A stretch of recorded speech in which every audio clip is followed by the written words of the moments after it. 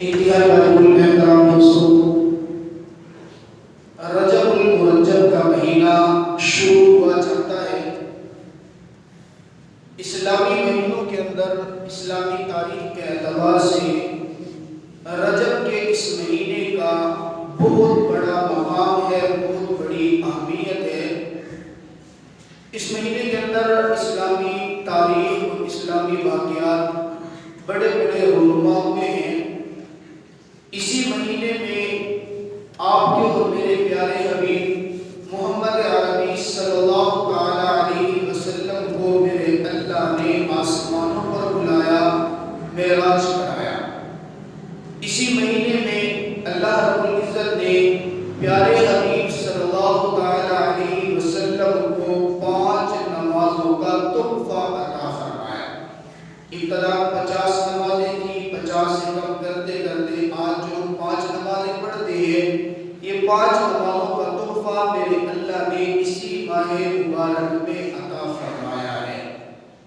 اسی مہینے کے اندر میرے آقا کے پیارے صحابی جناب سیدنا امیر معاویہ رضی اللہ تعالی عنہ کا انتقال کا سانحہ پیش آیا، اور اسی ماہ مبارک میں میرے آقا کے پیارے داماد سیدنا عثمان بن عفان کے ہم زلف شیر خدا میری مراد علی بن مرتضی رضی اللہ تعالی عنہ ہیں، ان کی ولادت باسعادت بھی اسی ماہ مبارک میں ہوئی ہے۔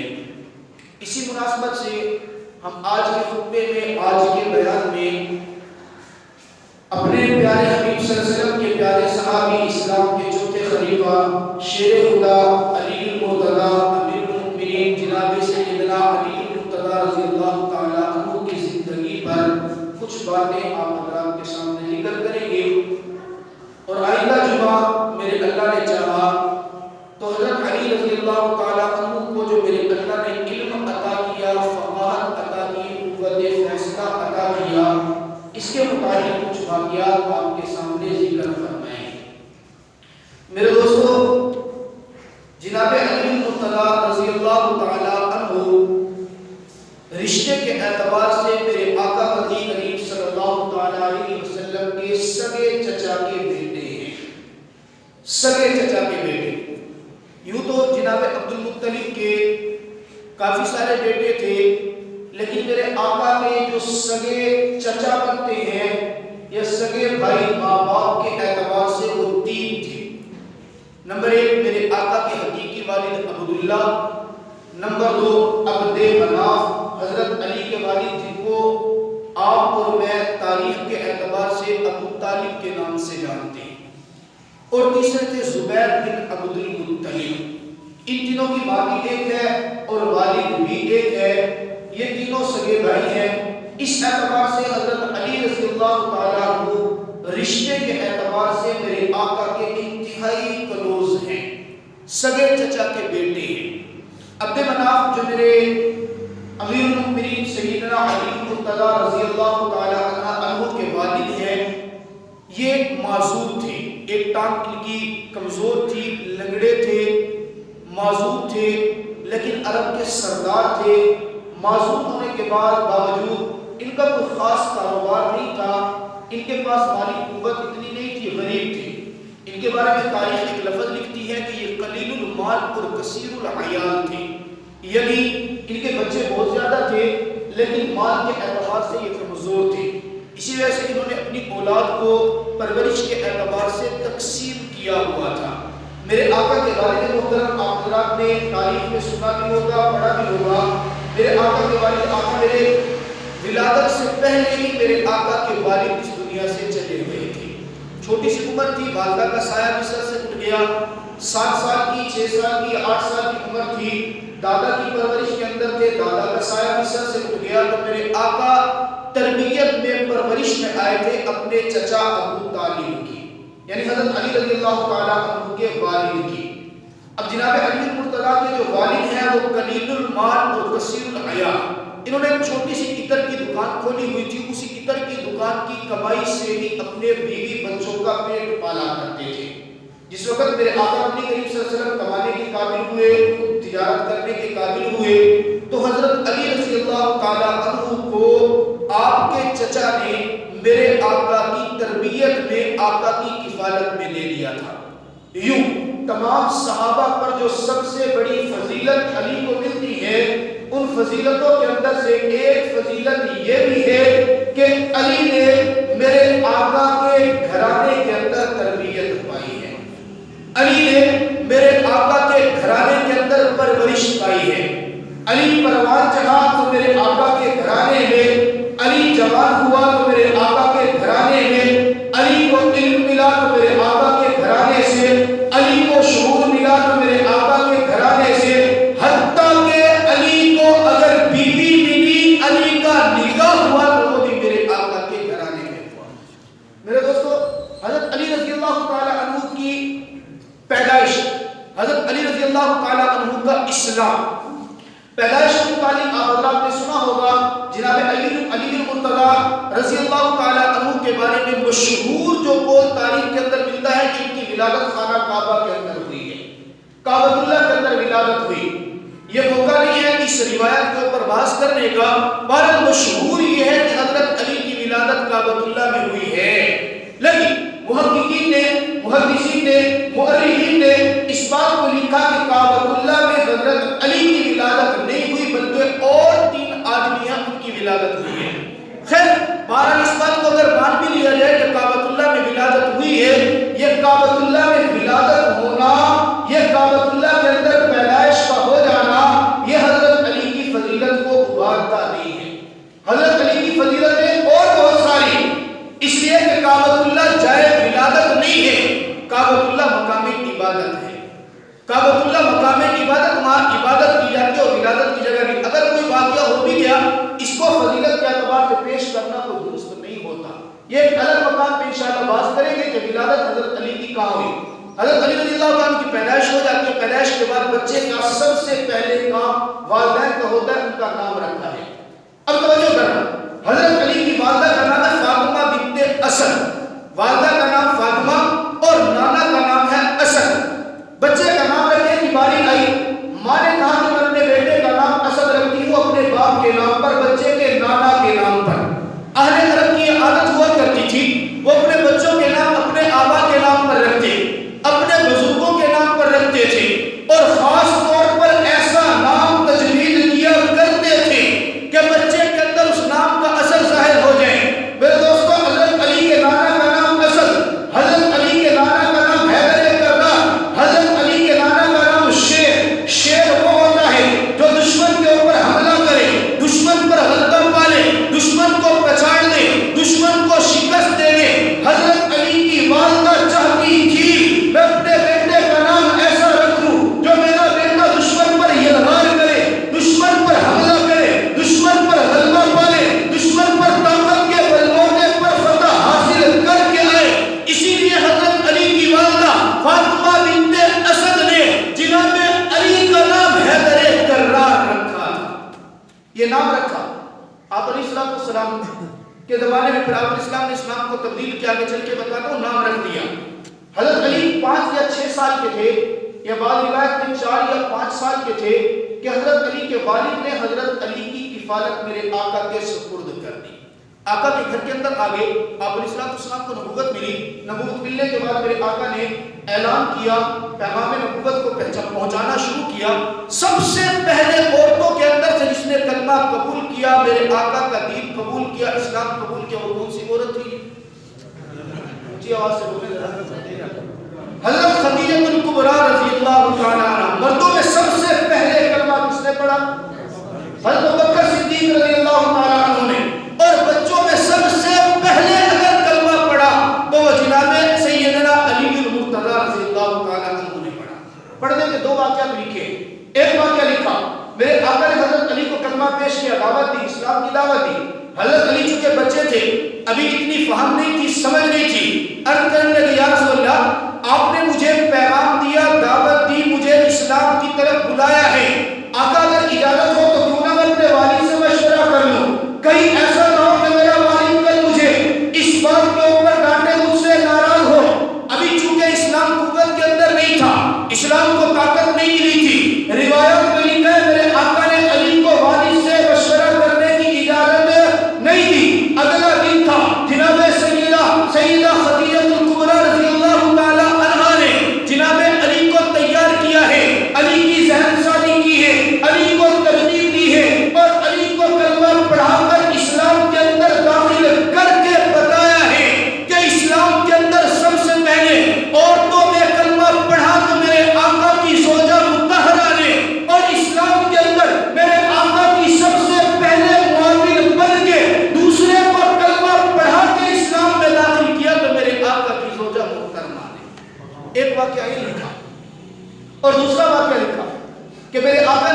کر اعلان نبوت کیا، پہاڑی کے اوپر چڑھ گئے، پوری قوم کو اس وقت یہ آیت ملی وَأَنذِرْ عَشِيرَتَكَ الْأَقْرَبِينَ، اے پیغمبر اپنے قبیلے کو، اپنے خاندان کے لوگوں کو اسلام کی طرف بلاؤ، رب تعالیٰ کی ذات سے ان کو ڈراؤ، بتاؤ اسلام ہے کیا چیز۔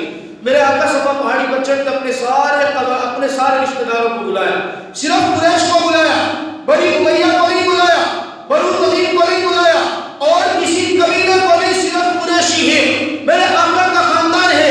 میرے آقا پہاڑی پر چڑھ کر اعلان کرتے ہیں، اے میرے خاندان والوں، ایھا الناس قولوا لا الہ الا اللہ تفلحون، میرے رب کے پیغام کو قبول تم کر لو اور دنیا و آخرت کے اندر فلاح و کامیابی کی مبارکباد میں محمد عربی تم کو دے دوں گا۔ کوئی نہیں کھڑا ہوا، تاریخ میں لکھا ہے کہ قوم کے اندر سے کھڑا ہوا، سب سے پہلے جو میرے آقا کی آواز پر لبیک کہی ہے وہ مجمع کے اندر سے، بعض روایات میں 7 سال، بعض روایات میں 10 سال، بعض روایات میں 9 سال، زیادہ سے زیادہ اگر روایات میں عمر ملی تو 12 سال کا ایک چھوٹے قد کا بچہ جس کی ٹانگیں کمزور ہیں، بدن نہیں تھے، بدن کے اندر ظاہری طاقت نہیں، بڑی جرأت کے ساتھ مجمع میں کھڑے ہو کر کہتا ہے، آقا اعلان آپ نے کیا، آپ کا دستے بازو بنے گا، آپ کا قوت بازو بنے گا، قدم قدم پر اگر آپ کا تعاون کرے گا، آپ کا ایک چچا زاد بھائی جو بدن کے اعتبار سے کمزور صحیح، جو بدن کے اعتبار سے کمزور صحیح لیکن قوت کے اعتبار سے کمزور نہیں ہوگا۔ تاریخ بتاتی ہے کہ اگر یہ تعاون کرنے والا جو نوجوان کھڑا ہوا ہے، یہ بچہ کھڑا ہوا ہے، یہ بچہ تاریخ کے اعتبار سے اس کا نام علی بن مرتضیٰ ہے۔ سب سے پہلے بچوں کے کھڑے ہوئے اسلام قبول کر لیا، اسلام قبول کر لیا۔ میرے آقا نے حضرت علی کا نام بدلا، اسلام کے بعد، اسلام قبول کرنے کے بعد نام بدلا، نسبت بدلی کہ ان کا نام حیدر نہیں ہے، ان کا نام حیدر والدہ نے رکھا، آج کے بعد ان کا نام علی ہوگا۔ اب توجہ کرنا، ماں نے حیدر کیوں رکھا؟ اس لیے کہ دشمن پر یہ لڑائی کرے گا، دشمن کے خلاف نکلے گا، قوت کے ساتھ نکلے گا، غلبہ پائے گا، فتح حاصل کرے گا، لیکن میرے آقا کو منظور کچھ اور ہے۔ آقا کہتے ہیں اس کا نام حیدر نہیں بلکہ علی ہے، علی کا معنی علو ہے، علی کا معنی بلندی والا ہے، علی کا معنی اوپر والا ہے، علی کا معنی بڑا ہونا ہے، علی کا معنی عزت والا ہے۔ اس لیے کہ میرے آقا بتانا چاہ رہے تھے یہ بدن کے اعتبار سے کمزور صحیح، ٹانگیں اس کی کمزور صحیح، قد چھوٹا صحیح، لیکن دنیا والا یاد رکھنا یہ حیدر نہیں بلکہ یہ علی ہوگا، اس لیے کہ یہ سب کے اوپر بلند ہوگا، سب سے بڑا ہوگا، سب سے عزت والا ہوگا، یہ کمزور نہیں بلکہ دنیا کے اندر محمد عربی کو پیغام کو لے کر دنیا میں بڑھتا چلا جائے گا۔ اور پھر نسبت رکھی، لقب رکھا، لقب علی المرتضیٰ۔ المرتضیٰ کا معنی ہوتا ہے چنا ہوا۔ گویا میرے آقا نے بتایا علی وہ ہے جس کو پیغمبر نے چن لیا، کس کے لیے چنا؟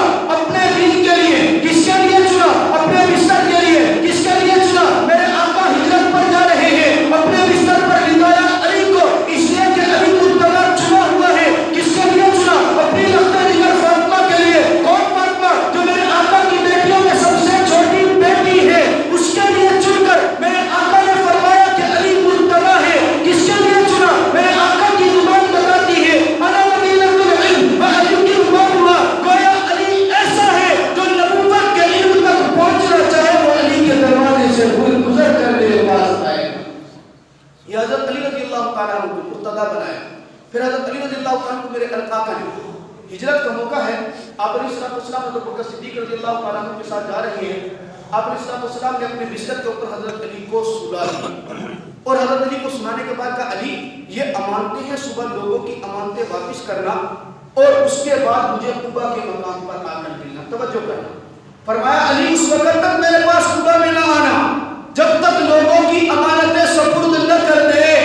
حضرت علی میرے آقا کے بستر کے اوپر آرام فرما ہے، لیٹ گئے ہیں، چادر اپنے اوپر لے لی ہے، باہر میرے آقا کے گھر کا محاصرہ مخالف نے کیا ہے، ہاتھ میں ننگی تلواریں لیے ہوئے ہیں، میرے آقا کے گھر کا محاصرہ، نہیں پتا کہ آقا ہجرت میں جا چکے ہیں۔ دوستوں میں ہوتا، آپ ہوتے پتہ نہیں ماجرا کیا ہوتا، لیکن قربان علی کی شجاعت پر، قربان علی کی بہادری پر ڈرے نہیں ہیں، گھبرائے نہیں ہیں، لڑکھڑائے نہیں ہیں، میرے آقا کے بستر پر لیٹتے ہیں، صبح ہوتی ہے، سب کی امانتیں واپس کرتے ہیں، اور امانتیں واپس کرنے کے بعد ایک لمبا سفر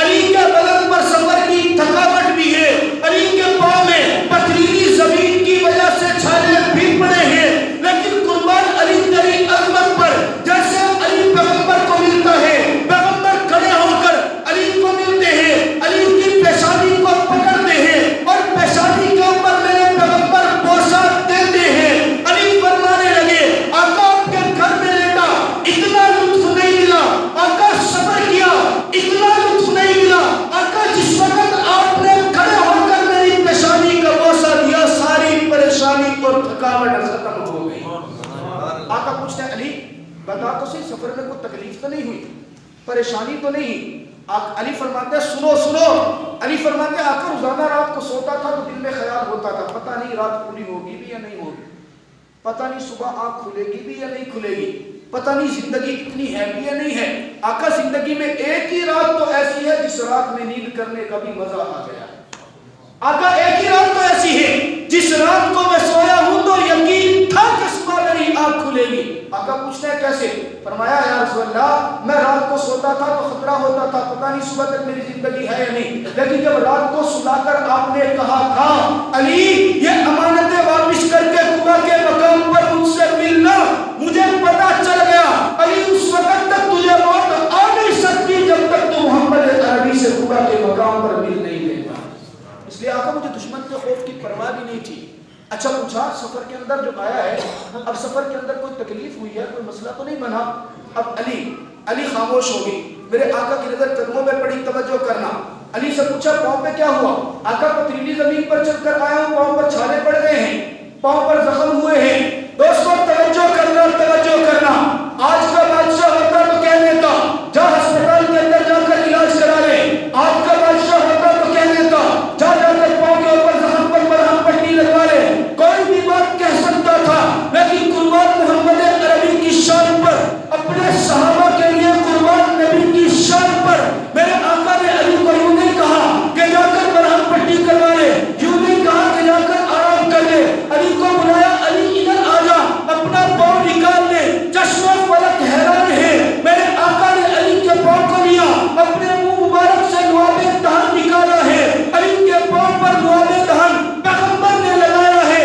تاریخ گواہ ہے نبی کا لعاب دہن لگنا تھا, علی کے پاؤں مبارک اسی وقت ٹھیک ہو جاتے ہیں.